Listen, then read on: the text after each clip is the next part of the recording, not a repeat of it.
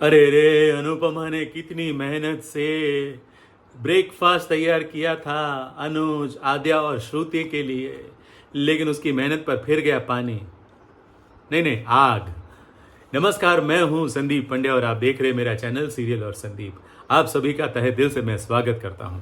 अभी तक आपने मेरे इस चैनल को सब्सक्राइब नहीं किया है तो मेरी आप सबसे गुजारिश है कि कृपया सब्सक्राइब कर लीजिए, बेल आइकन को दबा दीजिए, ताकि क्या है आपको वीडियोस के नोटिफिकेशंस मिलते रहेंगे। अनुपमा अनुपमा बेचारी रो रही थी एक बार फिर। हाँ, क्यों? क्योंकि वो मानने को तैयार नहीं थी कि उसका बेटा तोशु उसको सामने देखकर भी मुंह फेर लेगा। कोई भी माँ ये मानेगी कैसे? तो इसलिए वो अपने मन को दिलासा दे रही, ये कहते हुए कि वो शायद तोशु नहीं था, तोशु जैसे दिखने वाला कोई और था। विक्रम भाई भी यही कह रहे हैं कि अगर आपका बेटा होता तो आपको वो मिलता ना। लेकिन वो क्या जाने कि ये बेटा कैसा है। इसीलिए तो उसने अपने पापा को फोन लगाया, वो भी 5 साल बाद। पापा भी इमोशनल हो गए। यहाँ अनुपमा रो रही है तो उधर उसका बाप भी रो रहा है। बाप इमोशनल हुआ और बोला कि 5 साल बाद तुझे पापा की याद आई। तो उसने कहा कि देखो, मैं तो सारे रिश्ते तोड़कर इधर आ गया हूँ और मैं अभी अमेरिका में हूँ। मैंने मम्मी को देखा, अगर मम्मी का फोन आता है तो बोल देना कि मैं अमेरिका में नहीं हूँ। मतलब बोलो, ये बात सुनकर तो वनराज भी आश्चर्य में पड़ गया कि ये कैसा बेटा है। 5 साल बाद फोन किया तो ये नहीं पूछ रहा है कि कैसे हो आप सब, ये कह रहा है कि मम्मी को बोल देना कि आपका बेटा इधर है नहीं। तो वनराज भी दुखी हो गया, बा भी दुखी हो गई। और अनुपमा फिर विक्रम भाई के कहने पर नाचते गाते ब्रेकफास्ट की तैयारी करने लगी। उसने ब्रेकफास्ट रेडी कर दिया, टेबल भी ऐसा सजाया। विक्रम ने भी आके बोला कि आपने जिस तरह से टेबल सजाया किसी की नज़र ना लगे। लेकिन लगने वाली है भाई, नज़र लगने वाली है। अनुज, श्रुति और आद्या तीनों निकले हैं। आद्या बड़ी बेचैन है कि इनको कैसे रोका जाए। आज तो मतलब ये लोग मिलकर ही रहेंगे। आद्या को भी आशंका हो गई है, वो भी थोड़ी सी इनसिक्योर हो गई है। दूसरी तरफ अनुज बेताब है, वो चाहता है कि आज तो मैं पता करके ही रहूँगा कि ये जोशी बहन आखिर है कौन, क्योंकि उसको 90% तो यही लग रहा है कि ये अनुपमा ही होगी। और श्रुति बहुत खुश है कि चलो आज फाइनली अनुज और जोशी बहन की मुलाकात हो ही जाएगी। लेकिन उनको कहाँ पता था कि वो लोग पहुँचेंगे और तब अनुपमा की मेहनत पर और अनुज की इच्छा पर आग लग जाएगी। जी हाँ, अनुपमा जिस रेस्टोरेंट में काम कर रही है वहाँ पड़ोस में एक बेकरी है और बेकरी में आग लग गई तो धुआं उठा और वहाँ भगदड़ मच गई। जी हाँ, वहाँ जो 4-5 लोग थे वो भागा दौड़ कर रहे थे। अनुपमा, विक्रम भाई और पूरा स्टाफ भी रेस्टोरेंट के बाहर निकल के आ गया। इस चक्कर में आद्या को ये कहने का मौका मिल गया कि इट्स वेरी डेंजरस, आगे नहीं जा सकते, चलो चलो हम वापस जाते हैं, चलो चलो हम वापस जाते हैं, चलो चलो हम वापस जाते हैं। तो अनुज, श्रुति और आद्या तीनों निकल भी गए। और श्रुति ने निकलते हुए ये कहा भी कि मेरी बहुत इच्छा थी कि आज आप जोशी बहन से मिलो, लेकिन किस्मत नहीं चाहती कि आप दोनों की मुलाकात हो। हाँ भाई, शायद इनकी किस्मत में यही लिखा है। और किस्मत कौन लिखता है हम सब जानते हैं।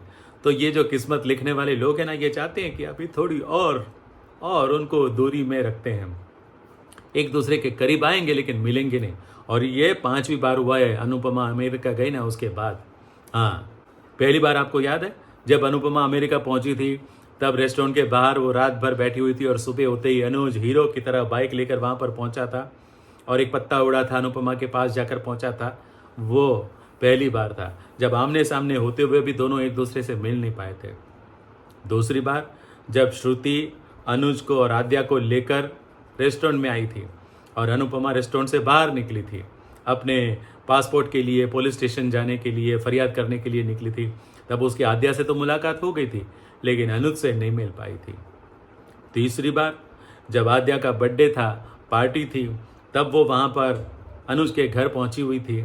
आद्या ने तब भी देखा था, उसको पैनिक अटैक आ गया था और अनुज कहीं बाहर था। आद्या के कहने पर वो बाहर घूम रहा था। आद्या उसको चक्कर लगवा रही थी, ये लेकर आओ वो लेकर आओ। वो तीसरी बार था, तब भी दोनों पास से निकले थे। बीच में एक बस थी, बस हाँ बस और बस के इस तरफ अनुपमा थी, इस तरफ अनुज था। दोनों आमने सामने से गुजरे लेकिन एक दूसरे को देख नहीं पाए। चौथी बार अनुपमा खुद गई थी जब श्रुति ने अनुज के एक्सीडेंट के बाद, हाँ एक्सीडेंट वाले दिन भी नहीं मिल पाए थे, तो वो चौथी बार हुआ। और जब अनुपमा उनके घर गई थी खाना लेकर वो 5वीं बार, तब आद्या ने उसको दरवाजे से ही भगा दिया था। और ये जो आखिरी मुलाकात होते होते रहेगी, ये 6ठी बार है। हाँ, ये 6ठी बार है। 6ठी बार अनुज पहुंचा रेस्टोरेंट तक, लेकिन आग लगने के कारण वो वापस निकल गया। अब 7वीं बार भी आमने सामने होंगे। कब?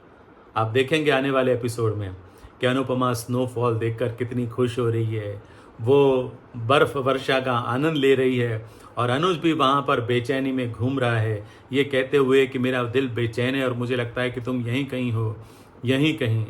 लेकिन फिर भी पता नहीं मिल पाएंगे कि नहीं। अब देखते हैं कि उनकी किस्मत लिखने वालों ने आगे क्या लिखा है। वैसे हाँ, अनुपमा के किरदारों की किस्मत लिखने वालों ने टीटू और डिम्पी को मिलाना लिख दिया है। इसीलिए तो टीटू की एक बार फिर एंट्री हुई है। बा कहीं सोसाइटी में कुछ काम के लिए गई हुई थी, थोड़ा सा लेट हो गया था। वनराज चिंता भी कर रहा था, बा को फ़ोन कर रहा था। बा ने बोला कि मैं तो घर के पास ही हूँ, और अचानक बा के चीखने की आवाज़ आई। तो वनराज दौड़ा बाहर, और बाहर जाकर देखा तो बा डरी हुई थी, थोड़ी सी घबराई हुई थी, नीचे बैठी हुई थी ज़मीन पर। फिर बा को उठाया। फिर बा ने बोला कि बाइक पर एक चोर आया था और वो मेरा मंगलसूत्र खींचने की कोशिश कर रहा था, लेकिन ये जो लड़का है उसने मुझे बचाया, लेकिन मुझे बचाने के चक्कर में बेचारा खुद घायल हो गया। तो वनराज ने देखा कि कौन है ये लड़का। जब उसको घुमाया तब पता चला कि ये तो टीटू है। अब टीटू के माथे पर चोट भी आई है। सोसाइटी की एक महिला ने कहा कि बाइक उसके पैर से चढ़ के गया है, इसलिए बेचारा बेहोश हो गया है, उसको बहुत चोट आई है। अब क्या करेगा वनराज? डिम्पी डर गई है, पाखी ने मुंह चढ़ा दिया है, बा आश्चर्य में है, और वनराज बेचारा समझ नहीं पा रहा है कि अब करे तो करे क्या। इसने बा की मदद की है तो अब उसकी भी मदद करनी पड़ेगी ना। अब इसी बहाने टीटू शायद शाह परिवार के और करीब आ जाए, संभावना तो है। आपको क्या लगता है? कमेंट करके ज़रूर बताइए। वैसे आप लोग जब कमेंट करते हैं ना तो मुझे बहुत अच्छा लगता है। जी हाँ, इसीलिए मैं कहता हूँ कि कमेंट कीजिए। मेरे वीडियो को अगर अच्छा लगा हो तो लाइक कीजिए, अपने दोस्तों के साथ शेयर कीजिए, और सब्सक्राइब करना मत भूलिए। Thank you very much. जय श्री कृष्ण।